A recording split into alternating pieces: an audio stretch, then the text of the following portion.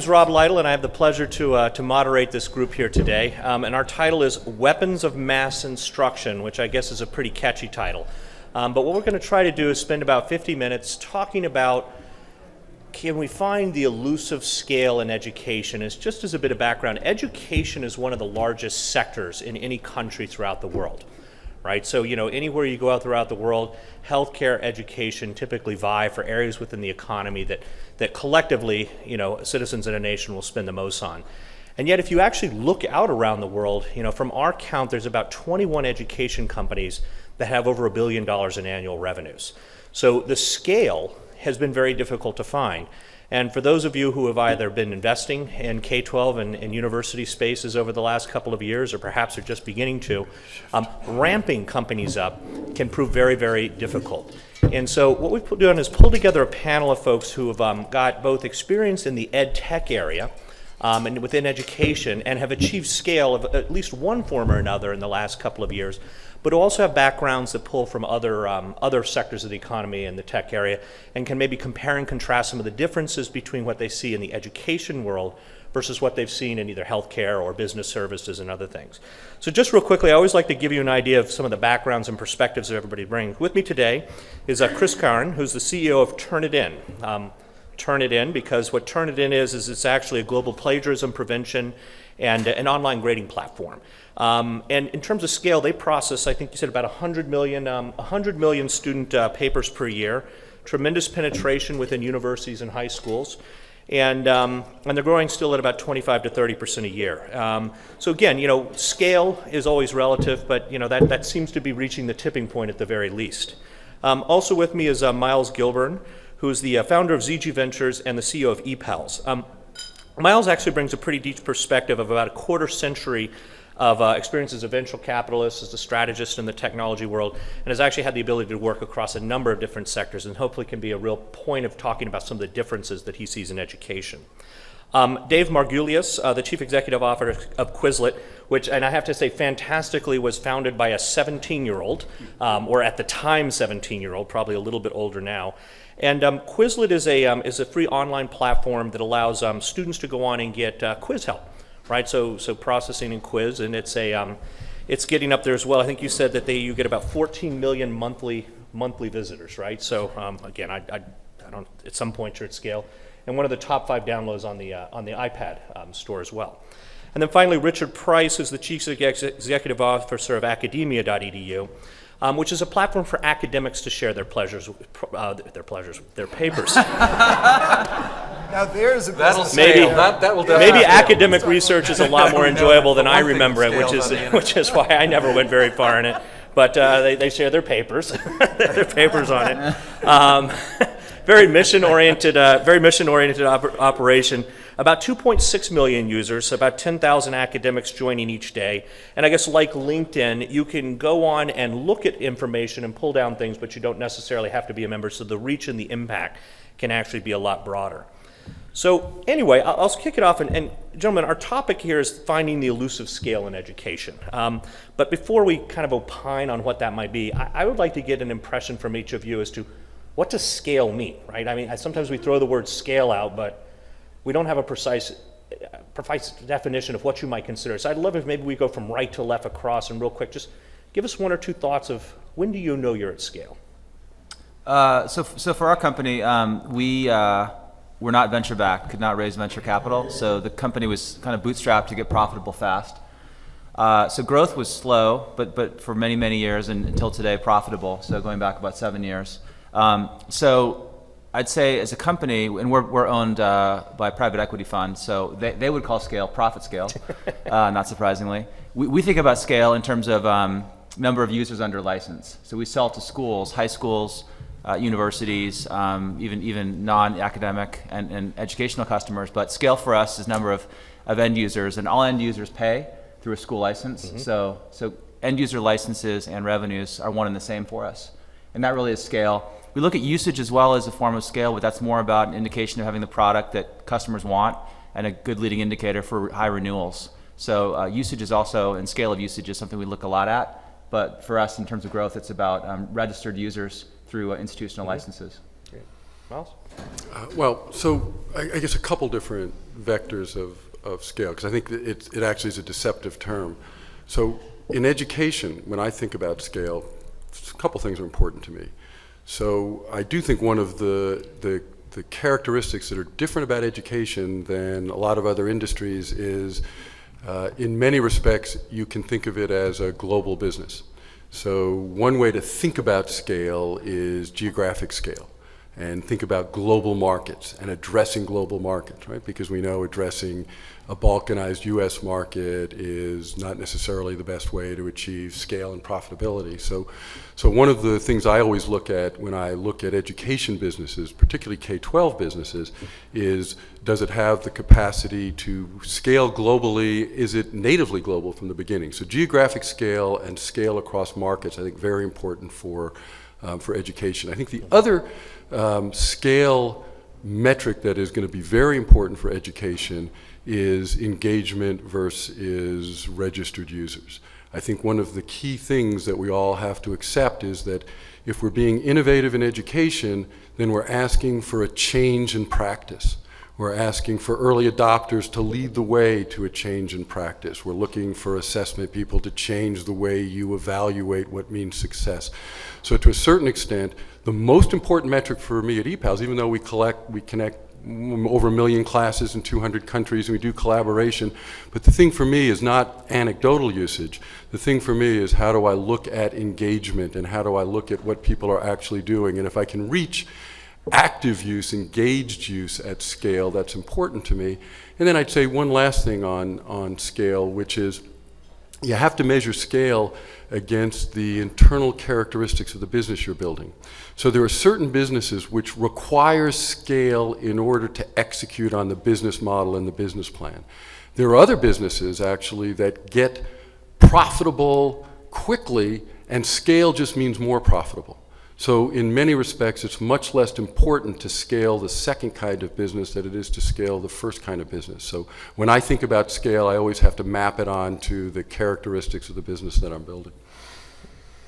So for me, scale is when I can walk up to any pack of teenagers on the street who look like teenagers and ask them if they've heard of Quizlet, and they go, yeah, Quizlet. And we're there now, which is exciting. 4 years ago when I joined, and just to clarify, Quizlet is not a quiz site, it's a suite of study tools, free tools where kids can use to study almost anything they want, from language learning to test prep, history, geography, with several 100,000 teachers using it too in the classroom. When I joined 4 years ago, we had about 30,000 visitors a day, and I would go to the ball game, and the Pac Bell Park at the time holds about 40,000 people, and think, wow, this is how many people use Quizlet today. Now we have 1 million on the web, and maybe another 70,000 on the iPhone app, and you know that's a lot of people. That's more than can fit in one place, but it's still a drop in the bucket. There's 7 billion people on Earth, so any of these businesses here are tiny relative to the scale that could be when you think about what big internet brands have done. That's how we think about it. So at academia.edu, we're a venture-backed company raised around $6.5 million, and we're focused on getting to user scale first and revenue later. So the kind of top-line metrics we track at this stage are all user scale metrics, such as registered users. We have 2.7 million. Monthly uniques, we have 7 million, over 7 million. Monthly growth rate, which is around 10, 12%. And then various engagement metrics like daily actives, weekly actives, monthly actives. So we have around the office about 6 huge TV screens representing these various scale metrics and how we're doing on them. So we just know where we are. Miles and Chris, you guys have both invested in other sectors as well. I was wondering if you could just maybe give us a couple of thoughts on what's different about the education sector that has prevented so many companies from getting to a scale position over time. Just reflections from kind of your trips through both sectors. Well, I think the problems of scale in education are I think they're pretty well known. You have historically the issue of, at least when you think about the school market, I think you really do need to separate out school and home market. It's obviously easier to get scale in one market versus another, and brand matters in both. But if you think for a minute about the school market, you have a couple of reasons why scale is tough. First of all, I think people have historically not thought globally in education, and so you tend to keep yourself boxed into a national marketplace, which is anti-scale. I think in the U.S. you have a very balkanized market, and balkanized markets are also anti-scale. You also have a very entrenched marketplace of powerful current generation players that control distribution channel and control sales channel. Now again, the history of media says that physical products and physical channels, as you move to digital products and digital channels and collaborative environments, there's disruption there. But nonetheless, the existing players are powerful, counter-inducements for other people reaching scale. You have the, of course, you have over the last, decade, you have money leaving the school systems, not coming into the school systems, which is not a good, not a good system to be in. You also have the issue of efficacy is a very funny issue in education, because in most of the markets that I invest in, I understand efficacy intuitively. So I've done a lot of stuff in sort of kitschy mass media in my career, and if a zillion people watch a movie, we know it's efficacious. That's not the case with 1 million people that use a textbook.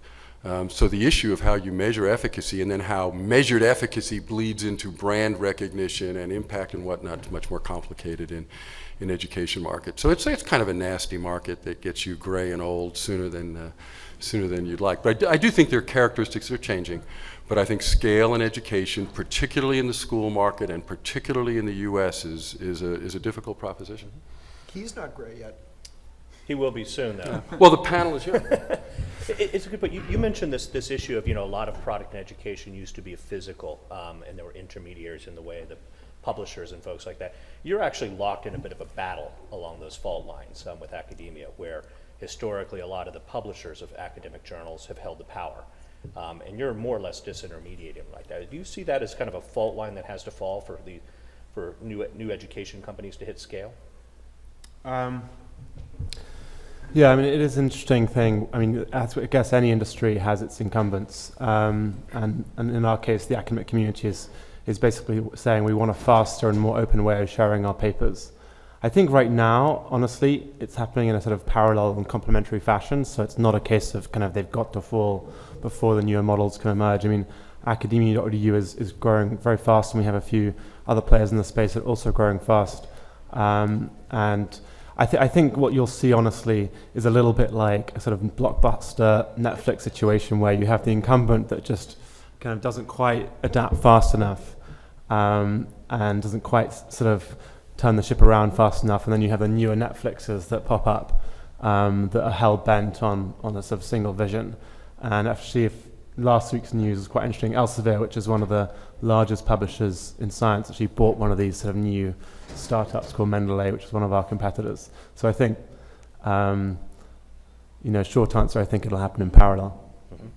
I'd just add two things. My career has been software, but first time 4 years ago jumping into ed tech. Before that, it was cross-industry. Definitely, buyers in general in education, as we all know, are kind of the late adopters compared to a lot of other industries, which makes growth harder to get and maybe come slower, which we certainly have found.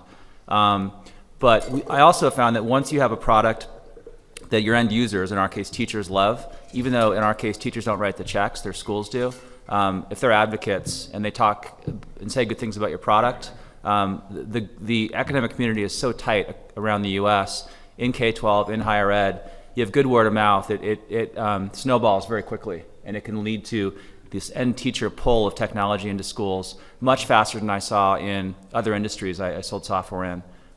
So great products can get really big momentum through end user word of mouth reference selling, much more so than I've seen in other industries. I've also seen that because we have such a strong higher ed system here in the U.S., when a technology, at least ours, and I think many others, looking at learning management tools as an example, show efficacy and get used broadly in the U.S., a lot of other countries want to follow our model. So we found if we can prove success in the U.S. and markets like the U.K., the rest of the world wants to follow pretty quickly. So we actually found growth in the U.S. hardest because it was a school-by-school sell. Now we're finding country-level adoption happening in other parts of the world, trying to mirror our model. Mm-hmm. So designing for global reach is important from the get-go. I totally agree. we've just found, fortunately, that once you can get momentum going and show efficacy, you can kind of change the sales model in other markets and get scale faster.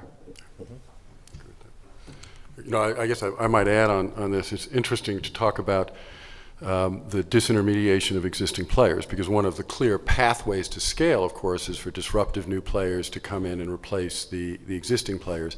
And this goes back to a couple of different definitions of scale. So it is clear that there's an opportunity to disintermediate and be disruptive of established players, because established players have problems in terms of changing quick enough, because they have existing business models that need to be protected, existing revenue streams that need to be protected, existing cost structures that need to be protected.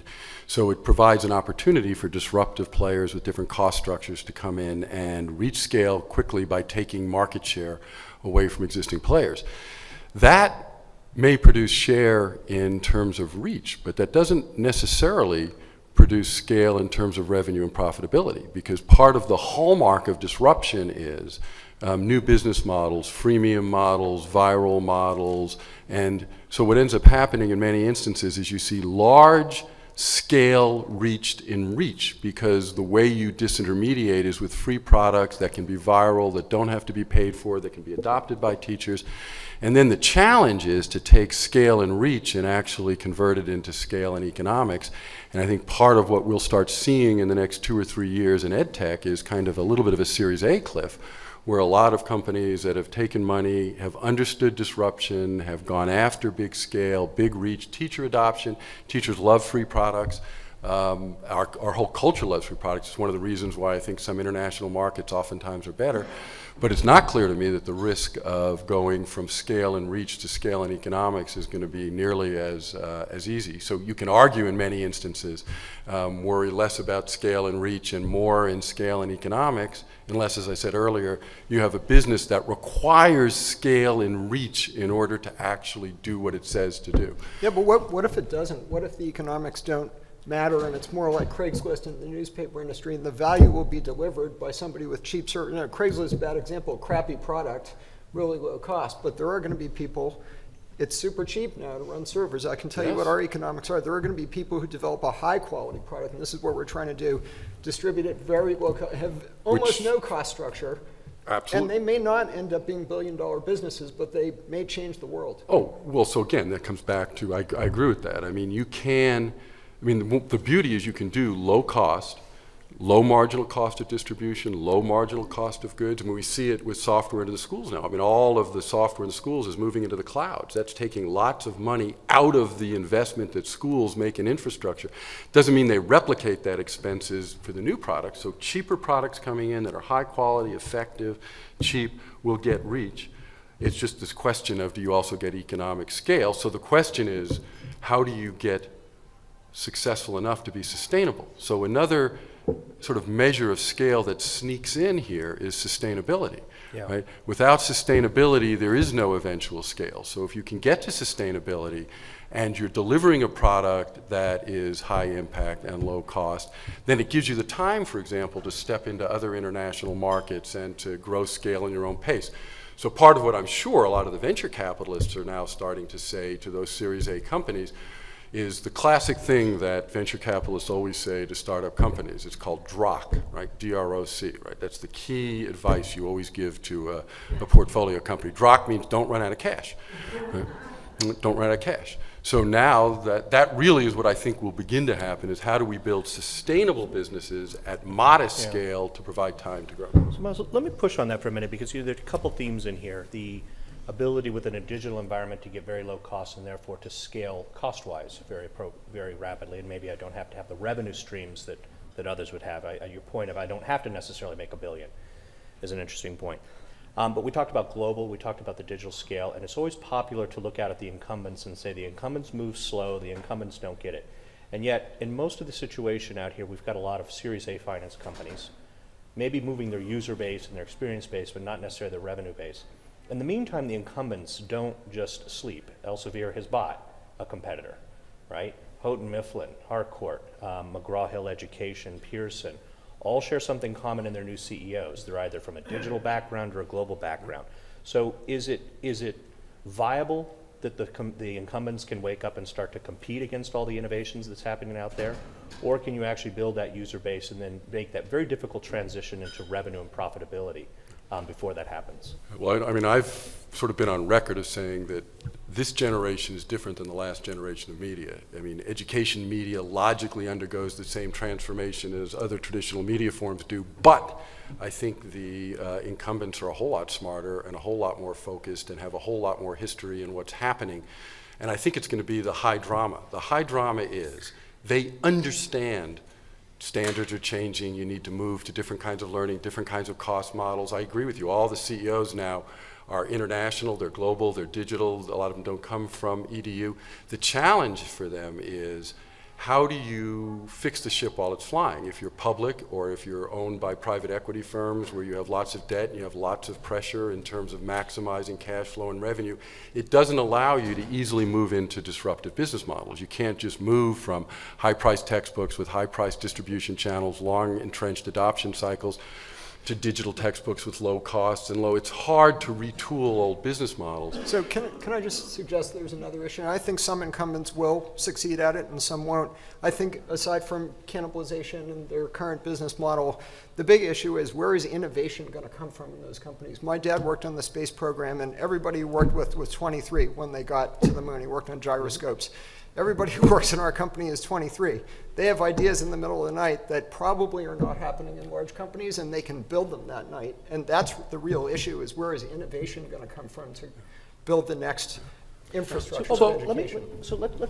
I want to follow up on that, because, you know, there's two things. We mentioned earlier, I've heard from some of you, that one of the things that characterizes the kind of the ed tech market right now is that I get seed capital and startup capital, but actually that the maturity of that transition point is not necessarily there, right? When I go for my next rounds of capital, when I try to start to scale the business, that I'm switching from typically a more venture tech-backed fund to somebody perhaps who understands education channels, and that the strategic buyers are not necessarily in the game and playing. And so there's a vacant point. Can the incumbents, can the strategics play a legitimate role here, as they've done in the past with other innovative products, of when you get to scale, bringing you in and allowing you to have access to both the capital and the channels of marketing, et cetera? Or actually is what you're trying to do fundamentally different and you have to go a different route? Well, yeah, go for it. So, I mean, it was quite interesting actually last week when Mendeley got acquired by Elsevier, which is one of the big incumbents. There was a massive outcry from Mendeley's user community about this. And, you know, a lot of people were sort of deleting their Mendeley accounts and so on. And there was a kind of interesting question raised about what is the role of the incumbents in the space and can they help actually push forward the innovation? My view of the matter was actually that it's really important for liquidity to be provided into the ecosystem. I mean, I think that one of the reasons scale has proved elusive in this space, in EdTech, is that there just aren't enough startups throwing themselves at the problem. I mean, a lot of people talking about how there's kind of tons of EdTech funding right now. I actually don't think that's really true. I think that when you compare it with the amount of consumer funding that you see in Silicon Valley, it's absolutely minuscule. And the way that consumer sites have got to scale in Silicon Valley is by the creation of just thousands of dead bodies, like thousands of people who've tried it, didn't get to user scale, or people who got to user scale but didn't get to revenue scale. And I think that that's what we need for EdTech to get to scale is tons of liquidity, funding tons of startups. And I think, honestly, the liquidity, you know, some of it will come from the incumbents, and I think that's the role they're going to play. I have to say I'm not hugely optimistic about them for either innovating themselves, or I don't even think they're going to husband their acquisitions very well. I suspect the talent will leave. I suspect they'll squash their disruptive ambitions. But I do think their money will fund the ecosystem. Partly. So can I play devil's advocate on this and say my advice to startups in EdTech would be raise as little as you can and be really capital efficient, because you don't actually need that bigger money from a large established firm or the A round or the B round. Our monthly server costs to serve 14 million unique visitors is 10 grand. And guess what? We got a letter every 6 months from our hosting provider saying, we regret to inform you that we're cutting our prices in half for you because Amazon just did. 10 grand is nothing. It's not that variable costs are low in this new world. They're zero. And the new life forms that thrive and survive are going to be the ones that figure out how to take zero variable cost, reasonable fixed cost to build a high quality product that you can get out to 10 million, a billion, however many people. I mean, the problem with that is that it's true that lightning strikes that way, but in industries that are undergoing change at a pace, sometimes you have to be at the table longer than you think you're going to have to be at the table. So lightning can strike and things can get adopted, but that's an exception that proves the rule. Most businesses, in my experience, require them to go through multiple iterations of what their product is, multiple ways of trying to figure out what the user proposition is, multiple ups and downs on business models in order to really sort of get it right. So I actually think in order to stay independent, see the thing, you don't want to confuse innovation with scale. Modest things, I mean, publishers, big companies always buy little, really nice, innovative things that aren't necessarily going to lead themselves to become a sustainable, standalone, independent business, and that's healthy. I mean, new technology, there must be at least 15 different assessment systems that are being out there, being funded, and you know that large companies are going to buy some measure of those, and those will become the embedded assessment systems for large publishers. It won't mean that those assessment companies have become scale and sustainable and whatnot. They did innovation. The innovation moved over to large companies. Large companies do what they do with innovation, and those entrepreneurs stick around for a year and then go do something else. So I really think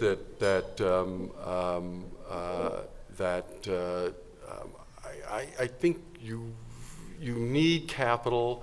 And I think that a lot of companies ought to look for exits earlier and not be targeting scale and high impact because the products don't lend themselves to that. There's nothing wrong with that. Singles and doubles as an investor are just fine. You don't always have to hit the scale home run in order to be a successful serial entrepreneur. Well, wait a minute. I think that would be sad if 20 years from now there's not several brands in education that have changed the world of education because they hung in there independently. Sure there will be. There's only one brand. You were involved in this in the 90s. We both were. There's only one brand that's hung around for almost 20 years. It's Amazon. All the other stuff from the 90s is washed away.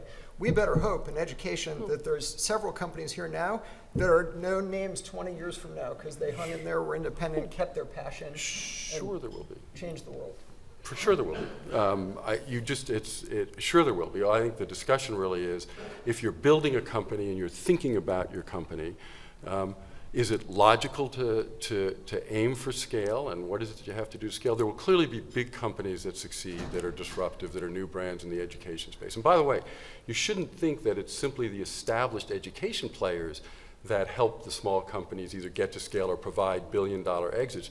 Because if you look at what's happening with education media, you know, News Corp was not in the education business before they went after and built Amplify. So I think what you're going to see is a much more robust environment of major media companies and major technology companies that have not historically been in the EDU market, sort of going into the EDU market. I like this tension of kind of passion between passion to build a business, change the world, a more kind of commercial aspect of I'm happy to take a single or double on my investments as long as I can do them. I'm curious from the gentleman at the two ends, without announcing pre-IPO dreams and things like that, what would you see the future? Is scale to you getting to a point where you are a permanent fixture as an independent entity in the education landscape, or actually is it to build an awesome suite of products and services and maybe move that on to another owner at some point in time? I mean, scale for us is kind of where we have been, which is the ability to grow at a high rate and fund the growth ourselves and be able to stay independent happily and hopefully for as long as humanly possible. But have the capital to get around the world and replicate our technology in as many markets as possible. So we don't have any predetermined desire to sell or to go public, more just to make sure we have the capital at hand to keep growing quickly, to get into new markets and be the first there. And another part of scale I haven't talked about is as you get scale, you also kind of lock out entrants and you become kind of a natural choice for students and for teachers and for schools. Mm-hmm. So to be that natural choice in as many markets as possible. But you look at that description of scale, and then think about the fact that you pointed out Amazon is the sustainable sort of scale brand that's still out there.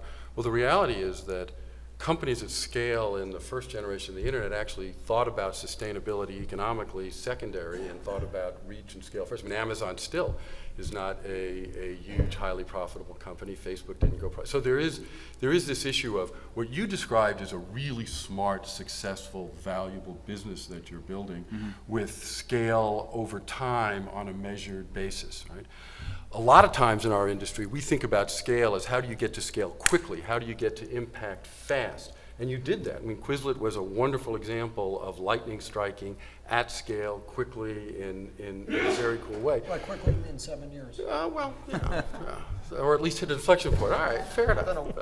Fair enough. But I think actually, you know, I think actually again, you have to come back to different characteristics of different businesses. Certain businesses need to hit an inflection point early in the life cycle, and there's competition. I mean, don't forget that you just go to this conference. We have 10 different entrants in every piece of the value chain in the education space. So sometimes you have to spend money quickly, you have to spend money in advance in order to get to reach and scale with customers, because that's a predicate to a successful business model. On the other hand, there are models that allow you to grow more slowly with paying customers from the beginning, where reach matters less. So again, I think, as in everything, the characteristics of the individual businesses matter. I'm not saying singles and doubles. As a venture capitalist, I hate singles and doubles. In other words, if I set out to build singles and doubles when I invested in a company, I'd be an unsuccessful venture capitalist. What makes a successful venture capitalist, though, I think, is you hit a home run or two, but you're also smart enough to understand when you have a single or double, and you want to make sure you take it, get on base, and move on. So three of you, I would say your businesses benefit from two aspects. One is, whether intentional or not, you've automated a common workflow, right? So academics are constantly searching for papers, and you've automated that. Students are always prepping for the next thing, right? And you've created a series of tools in a community to do so. And gosh knows, hunting for plagiarism and grades is a workflow that's bedeviled teachers for years. But equally importantly, the three of you really benefit from network effects, right? So this race to be the biggest is actually critical, because unless you have a massive user community, it's really not that interesting.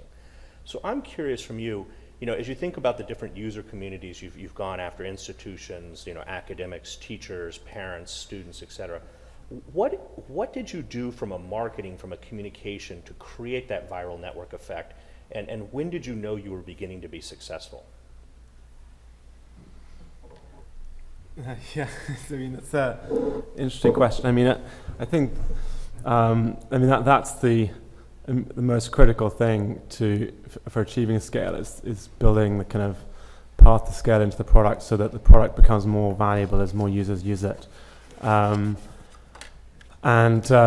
mean, in our case, I think we just there were lots of examples that we learned from. I mean, I think that when you're building a social product or any product trying to achieve scale, you want to take your top 5 companies that have achieved scale and just know everything about their growth engines. I mean, their growth engines are sort of changing month on month, and they normally expose them if they're registration paths or their other growth channels, and you just want to follow those every month. You want to sort of find the engineers who work on growth at in my case, it'd be Facebook, Twitter, LinkedIn, those kinds of companies, and just understand what subject lines of their emails are working.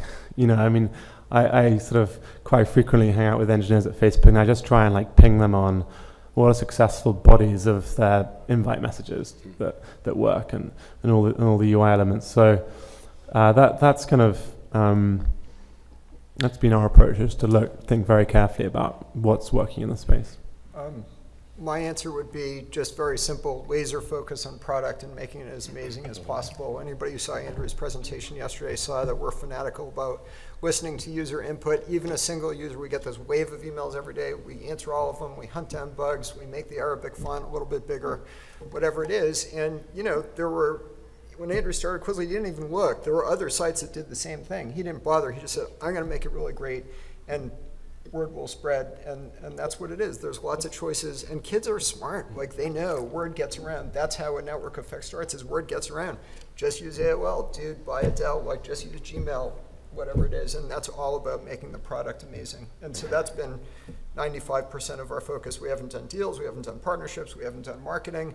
Just make the product amazing. So for those of us in the strategy consulting business, that's always intimidating, because the advice of just make it really awesome is tough to get paid for. So we like it when it's about markets and channels. So network effects are interesting. It's worth sort of pausing for a minute on that. So because network effects turns out to be about utility. And the way you understand when you've hit network effects, at least in my view, is when you can look at the utility of the community to provide what it's supposed to provide. So the first network effects company was AOL. I actually sold one of those little singles to AOL. That's how I joined AOL in '94. Not a bad outcome, as it turned out, from '94 to '99 when I was there. And in end of '94, '95, that's when Microsoft came after AOL. They tried to buy us, and they decided to kill us. And so my whole first year at AOL, we were getting ready to compete with MSN. And every week we had the session in the war room to get ready with the introduction of MSN, and it's coming, and it's coming, and it's coming. And I remember the day that they introduced MSN, and I sort of signed on, and I went in, and it was clean, and it was well lit, but you went into a chat room, and nobody was there. And it was the first instance where people understood that in order to have chat, you needed to have other people that were there to do it. Now, it turns out that if you look at things like Facebook and LinkedIn, it's very interesting. So Facebook, in order to have network effects as Facebook, you need a lot of people. You need to have a huge community. You need all your friends, all your people, because the utility that Facebook intends to provide is social communication and social utility. LinkedIn's a little different. LinkedIn has a narrower utility function because it's dealing with job search and whatnot. You need fewer people in there. You get network effect with a smaller community, but you still achieve utility. Education, I would argue, has even a narrower utility function. So for example, at ePals, where we connect classrooms around the world for teachers to come together, match with each other, and do collaborative projects. If I'm a teacher, right, I don't need to match with teachers all over the world.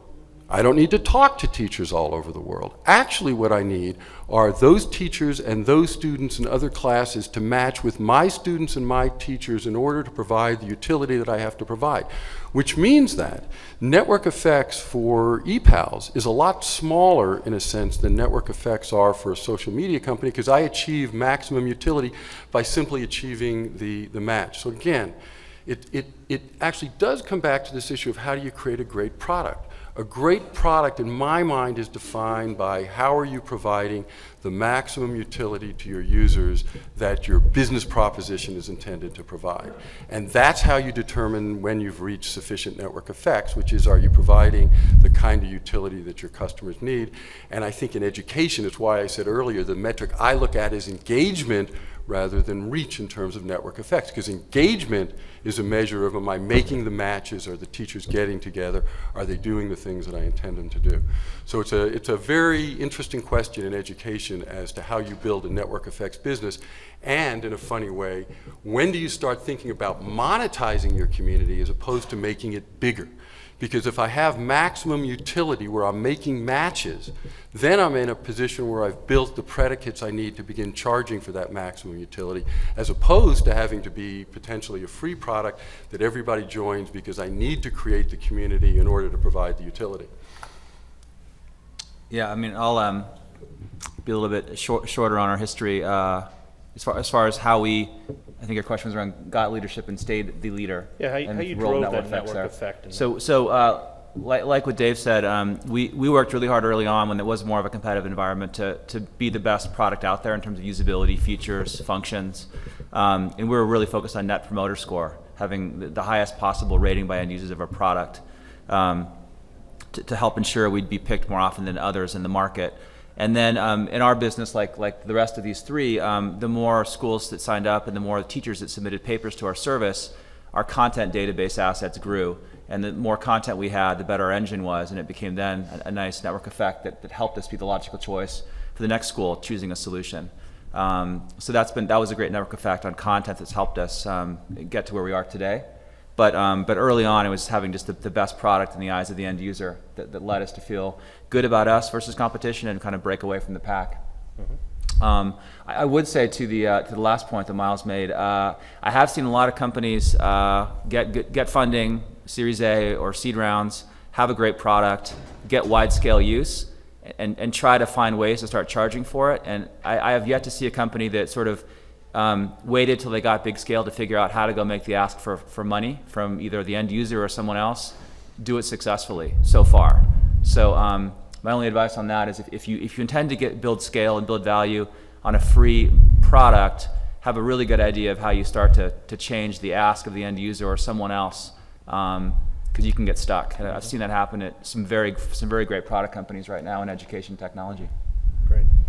I'd be a little remiss in an education panel before we turn it over to questions to not come down the line and just ask,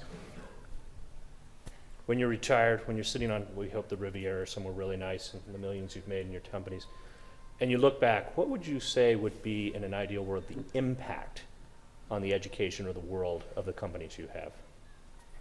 Yeah, so I think of that in a couple of ways. So one is we want to have a big impact on science and actually make science much faster. I think science is really fundamentally broken right now. I think peer review is far too slow. I think the whole scientific system is far too slow. And I think if you speed it up, you'll actually speed up finding cures for diseases. So that's one dimension, is just speeding up basic science. The second dimension is the idea that everyone in the world, a villager in India, should have the same access to the world's scientific papers as a professor at Harvard. The idea being that, it's good that the population becomes more scientifically literate. And that's a huge goal as well. That's just more of an educational goal of the site, that all the papers on academia are open access, and that's a big vision for the future. I think one of the things I wanted to say is one of the advantages you have as an ed tech company is you can harness the passion of people, and that can be one of the ways you recruit. You can get people who want to change the world, not just the commodity people who are looking at, they're going to be, how many millions they're going to be worth. And so that passions me. My goal would be extended out over 20, 30 years. So we actually have that kind of runway to build a great company and a great team that's going to innovate and change the world over time. There are examples of this at smaller scale. Carnegie built all these libraries. They're still standing. They had a massive impact on our society in the whole 20th century. The potential of this, whether it's MOOCs or this stuff, is an order of magnitude bigger than that around the world. And I think we'd like to be a small part of that. There's going to be a lot of people who do it well. But it's a once-in-a-lifetime opportunity. It's really exciting. Yeah. So EPALS has sort of two mission objectives. We've been focused on the shift away from fact-based to skills-based learning for quite a while now. So what we see as Common Core now, EPALS has been all about project-based learning, collaboration, communication, and being part of that shift away from the pernicious fact-based learning, teach to the test, script the teachers, which in a funny way, in my mind, has all around the world is sort of changing. And we like being in the slipstream of that kind of change. The second thing that's important to us, and really what the company stands for mostly, is we believe that part of being, whether you think about it as job and career readiness, or you think of it as 21st century citizenship, this notion of global collaboration, global understanding, cultural exchange, how do we equip students to live in a world, 21st century world, where they understand other cultures, connect to other cultures. We happen to think that cultural exchange actually motivates students so you can teach the other skills, but at the end of the day, what EPAL stands for is thinking about how to build global citizenship and global community. And I'll say, not to finish up on this single versus home run thing, while I like building and thinking that I'm building sustainable businesses that are going to last forever, I actually am very comfortable being in the midst of all of you, being in the process of building companies that come and go. The fact of the matter is that it's very hard to build long-term sustainable businesses, and businesses wax and businesses wane, and as they get mature. So I would love to think that in 25 years EPALS has survived and is an independent brand. But at the end of the day, every day, because I am at scale, I know I'm helping kids and I'm connecting kids and I'm doing meaningful things and I'm part of a transformative time in education, and that's very meaningful, and it's better than building kitschy mass media, so I'm glad to be here.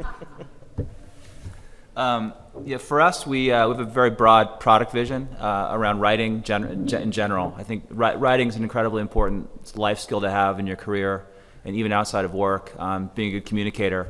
And the amount of writing students do is going down because it's a very time-intensive thing for teachers to teach and tutor, give feedback around. And the teacher is probably the most time-starved profession in the world, at least if you ask my mom, who's a retired teacher. And so what we're trying to do is build more and more technologies to help kids learn how to improve their writing and learn to write well, with the help of a teacher where the time's available, and also through algorithms and automated feedback and peer review systems to have kids help kids improve their writing.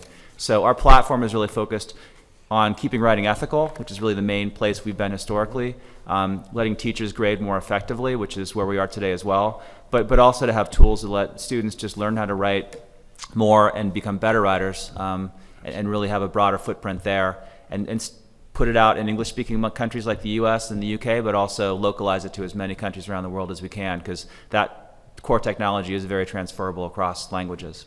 Great. I'd love to open it up to questions from the field out here, and I always remind you, if you don't ask questions, I'll start cold calling, so please have at it, sir. And if you wouldn't mind, if you could stand, and we'll bring a mic over to you so that everybody can hear.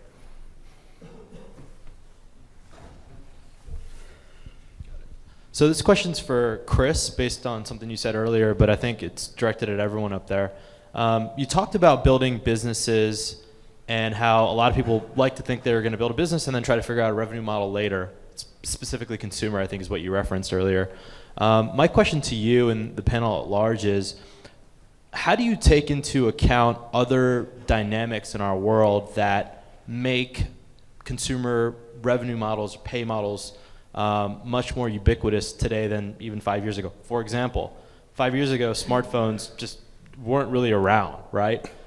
Apple didn't have 230 million active credit cards in their system, PayNearMe, PayPal, all these systems that make Square, that make payments so much easier for the consumer, have dramatically shifted the landscape over the last 5 years, in my opinion. Don't you think it's going to make it more of a, don't you think there's more of an opportunity for consumers to reach scale and then quickly gain revenue because of stuff like this? And how does that play out versus, you know, even 5-10 years ago when that just wasn't the case? I just want to get your thoughts Yeah, on no, it's that. a great question. I think it's definitely true that freemium can work, and many companies have made freemium work in a big way. I mean, Dropbox is probably the best example of a home run business. They had an amazing product. I mean, they were not a new category entrant. They just nailed the category when no one else had historically. But I think they also thought about how they were going to get to revenues before they actually got to usage scale. They had a plan. And what I was referring to companies that actually build a great product, put it out there, but it's pretty fully formed, and it's free, and it's in broad use, and then they're trying to figure out, now, what else can I add and charge for? Or what can I take away and then charge you for? Or whether it's storage or functionality, and that tends to not go well. But I think a well-thought-through freemium model that gets to scale fast, to your point, through the variety of ways you can distribute today that you couldn't 5 years ago, works well. I just think it's good to think through either a plan or a set of ways to get to a revenue model before you go to very broad scale. You know, and I would say that you're right that there's more ubiquitous ease of pay methods. Not that in the prior generations everybody didn't have a phone and pick up a phone and give them a credit card. It isn't as different as you think. But even accepting that it's more ubiquitous, easier and whatnot to do, the counter current on that is that consumers have become accustomed to free. So you have a world in which consumers actually don't like to separate with their money, even if it's easier to separate them from their money. In fact, so you really, it's not completely clear to me how the dynamic plays out. I mean, to me, the real enemy of building real business models is the expectation that everything is free. Started with the music business and has now rippled through the, the rest of all media and all industries. So I think it remains to be seen, how easy it is to build businesses of scale off of consumers that you expect to pay for intangible assets that they're not really that accustomed to paying for. Sir? I had a question. I was a former school counselor turned entrepreneur, and I used to watch my district buy things all the time and then pour it into our school. And so what Miles said about registered users versus engaged users kind of rung true, because I would look around and none of my kids would be using stuff. I'm curious, is there a formula or a percentage that you would consider a success? Does that make sense? I mean, a formula in terms of okay, X number of registered users, but how many of them are really engaged? I can give you a few stats, by the way, on that. I know the market pretty well about what percentages are fairly common amongst the major social platforms. So Facebook is the stickiest site on the planet, and 50% of their total registered users are active monthly. Not many people know that, by the way, but it's a very highly kept secret, in fact. Twitter is around 25%. The early social networks that were tier 2 social networks like Bebo and High5 are around 10-12%. LinkedIn, and this is also going to come as a great surprise, is actually around 3%. So you can build a very lucrative business with actually very low engagement. If depending on who your real users are, which in LinkedIn's case are recruiters. In our case, we're at 28% at academia.edu. So that's kind of a spectrum. Yeah. So I mean, really, the metric.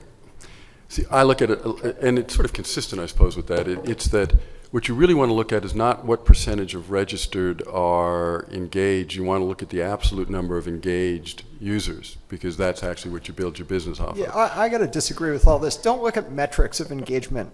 Think intuitively. Think about how you use products and what you spend your mind share on. Like this massive shift to online media, the money has been lagging, the share of mind, share of time, the share of wallet's been lagging. The reason LinkedIn's worth $17 billion is you don't spend very much time on it, I agree but with it it. creates an enormous amount of value when you are engaged in it. You're really engaged in it. And that's a cool thing with studying. You may be on there for 10, 20 minutes. On Quizlet anyway, you're really wired into this thing, and it's high engagement. Think about it differently. I think metrics are irrelevant at this stage of the conversation. Well, engagement doesn't necessarily mean time on site. I agree with that. In fact, for ePals, matching one teacher to another is the highest form of engagement. It takes very little time. They may do all the work outside of it. So I still think metrics are important. You don't want to confuse engagement to mean time on site. But I think number of active users that are actually doing what you want them to do is relevant to any monetization strategy. One thing from knowing a bit about different websites, bounce rate is like 37, 40% on almost every website.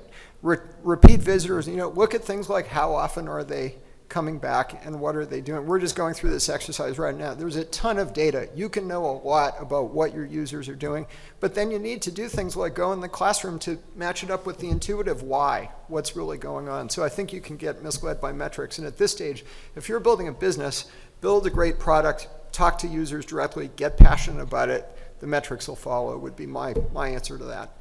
I'm going to wrap it on great products and passion, and being out of time. And thank the panelists. So please, thank you. That's good.